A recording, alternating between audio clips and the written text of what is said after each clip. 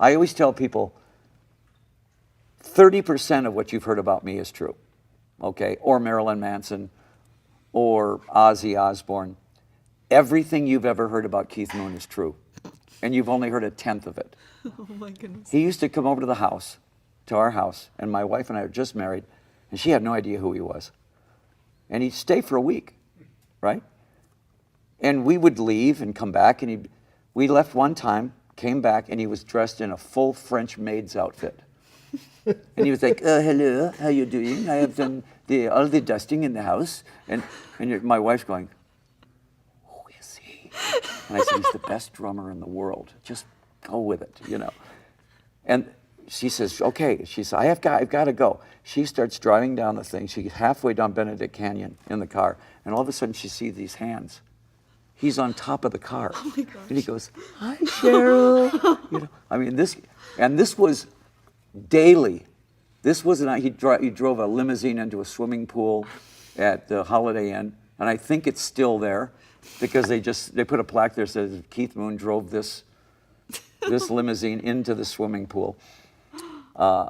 We were in a room one night where he forgot his tape recorder in a Holiday Inn, and Pete Townshend's room was next door, and he couldn't wake him up, so he dug a hole through the wall to get through into the room, and he got his tape recorder and comes back in. You know, at Holiday Inns, it was, you know, paper walls, basically. And the manager comes in, and he goes, what is that? And he goes, rats.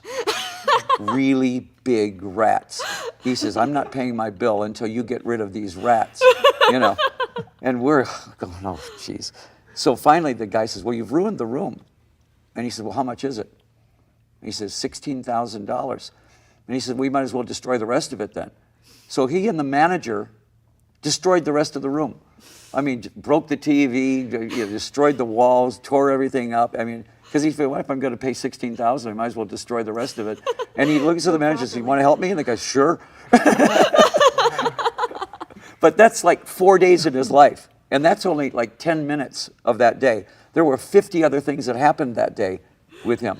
So the fact that he got to 32 years old is absolutely astounding. I mean, he should have been dead 50 times, you know. But still, the best drummer ever. When you hear him play, nobody could play like him.